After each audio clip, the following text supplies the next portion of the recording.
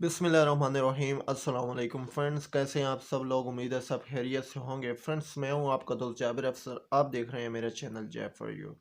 Friends, आज की video में हम पाकिस्तान पीनल कोड ताज़ीरात पाकिस्तान की बाब नंबर 3 चैप्टर 3 के सेक्शन 54 के बारे में डिस्कस करेंगे। तो आइए चलते हैं, सबसे पहले सेक्शन को देख लेते हैं, उसके बाद उस पर तफसील से बात करेंगे। तो सबसे पहले सेक्शन की हेडिंग है कि commutation of sentence of death, यानी तब्दीली सज़ाए मौत। नीचे खुलासा ये है कि फ्रेंड, किसी भी ऐसी सूरत में जिसमें सज़ाए मौत का हुक्म सादिर कर दिया गया हो, वफाकी हुकूमत या उस सूबे की सूबाई हुकूमत जिस सूबे में उस शख्स को, उस मुजरिम को सज़ा का हुक्म सादिर किया गया है, मुजरिम की रजामंदी के बगैर उस सज़ा को मजमुआ हाजा की मुकर्रर शुदा किसी भी दूसरी सज़ा में तब्दील कर सकती हैं। तो फ्रेंड, ये तो पहला पैराग्राफ था। इसके नीचे एक उन्होंने शर्त भी दी है, लेकिन उस पर बाद में डिस्कस करते हैं। पहले इस बात पर डिस्कस कर लेते हैं कि जब भी कोई ऐसा मुकदमा होता है, कोई ऐसा केस होता है जिसमें किसी मुजरिम को सज़ाए मौत की हुक्म दे दिया जाता है, सज़ाए मौत सुना दी जाती है, तो उसके बाद उसके पास कौन सी रेमेडी होती है? उसके पास ये रेमेडी होती है कि वो निचली अदालतों ने अगर उसे सज़ाए मौत सुनाई है तो वो उससे ऊपर अदालत में अपील दायर करेगा। अगर वहाँ से भी उसे वही केस, वही जो हुक्म था वो बरकरार रहता है, तो उसके बाद वो उससे भी ऊपर जाएगा, मतलब कि सुप्रीम कोर्ट में चला जाएगा। तो सुप्रीम कोर्ट में भी वही फैसला बरकरार रहता है, तो उसके बाद उसके पास कोई रेमेडी नहीं होती। तो यहाँ पर ये बताया गया है कि जब भी जुडिशली प्रोसीजर ख़त्म होगा, उसके बाद ये सेक्शन लागू होगा।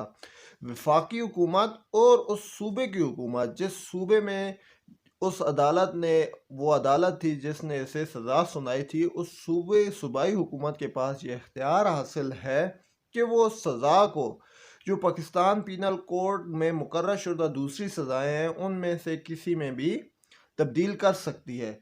इसके अलावा कानूनी शहादत की सज़ाओं में तब्दील नहीं होगी, लेकिन सिर्फ इसी मजमूए हाजा की सज़ाओं में किसी भी दूसरी सज़ा में तब्दील हो सकती है, कर सकती है।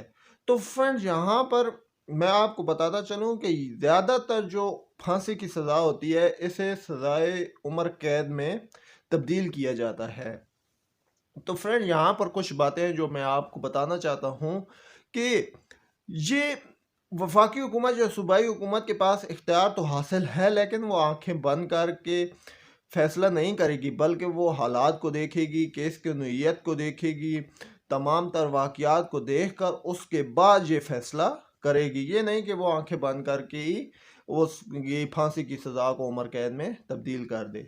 यहाँ पर कुछ और बातें भी हैं जो मैं आपको बताना चाहता हूँ कि अगर आपको या किसी भी बंदे को फांसी की सज़ा सुनाई जाती है, तो उसके बाद अगर उसे फांसी देने में ज़्यादा टाइम गुजर जाता है, उसे फांसी नहीं दी जाती किसी भी वजह से, अगर 2 साल गुजर जाते हैं, 3 साल गुजर जाते हैं, तो उसकी सज़ा को, फांसी वाली सज़ा को भी उम्र कैद में तब्दील किया जा सकता है।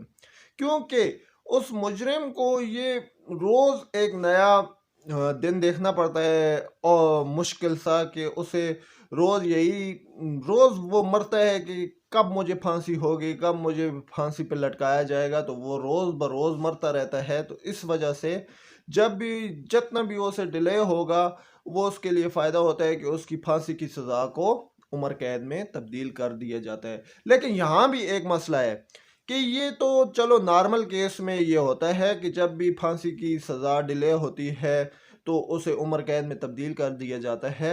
लेकिन वो कौन से शख्स हैं जिनकी डिले होने के बाद भी उसे फांसी दी जाती है? तो वो होते हैं दहशतगर्द। जो भी दहशतगर्द को अगर फांसी की सज़ा सुनाई जाती है, तो अगर उसकी उसे सज़ा देने में ज़्यादा अरसा बीत जाता है, 2 साल, 4 साल, 5 साल बीत जाते हैं, उसे फांसी नहीं होती उस टाइम तक, तो उसकी जो वो सज़ा थी उसे उम्र कैद में तब्दील नहीं किया जाएगा, बल्कि वही उसे सज़ा दी जाएगी जो अदालत ने उसे सुनाई है। तो फ्रेंड उम्मीद है ये पैराग्राफ आपको समझ आ गया होगा कि किसी भी शख्स को जब सज़ाए मौत सुनाई जाती है तो वफाकी हुकूमत और सूबाई हुकूमत के पास ये इख्तियार होता है। कब होता है? जब जुडिशली प्रोसीजर ख़त्म हो जाता है, उसके बाद इन हुकूमतों के पास इख्तियार होता है कि वो उसकी सज़ाए मौत वाली सज़ा को किसी भी दूसरी सज़ा में तब्दील कर सकते हैं जो मजमूआ हाजा में मुकर्रर शुदा हैं। ये तो आम केसेस में होता है, लेकिन जब कोई दहशतगर्द होगा तो उसकी सज़ा को, फांसी वाली सज़ा को किसी दूसरी सज़ा में तब्दील नहीं किया जाता। चले नॉर्मल केसेस में ऐसा भी होता है कि फांसी देने में कुछ टाइम गुजर जाता है तो उसकी फांसी वाली सज़ा को भी उम्र कैद में तब्दील किया जाता है। तो अब आते हैं उसके आगे, एक इन्होंने शर्त दी है उस पे आते हैं, वो क्या है? मगर शर्त ये है कि ऐसे मुकदमे में जिसमें कत्ल के मुजरिम के लिए सजा याब किसी मुजरिम के खिलाफ सजाए मौत का हुक्म सादिर कर दिया गया हो, मज़कूरा सजा में शख्स मुतसव्वर के वरसा की रजामंदी के बगैर उसे तब्दील नहीं किया जाएगा। ये वफाकी हुकूमत और सूबाई हुकूमत के पास भी इख्तियार नहीं है कि किसी भी, जब कोई बंदा किसी को कत्ल करता है तो मकतूल के जो वरसा होते हैं उनकी रजामंदी नहीं है तो फिर उस मुजरिम की सज़ा को तब्दील नहीं किया जाएगा। ये फिर हुकूमत के पास भी इख्तियार नहीं है कि अगर उस मकतूल के बंदे वरसा जो हैं वो नहीं मानते तो उनकी रजामंदी नहीं है तो फिर मुजरिम को ये सज़ा जो उसे फांसी वाली दी गई है उसको तब्दील नहीं किया जाएगा। तो उम्मीद है फ्रेंड्स आपको सेक्शन 54 समझ आ गई होगी।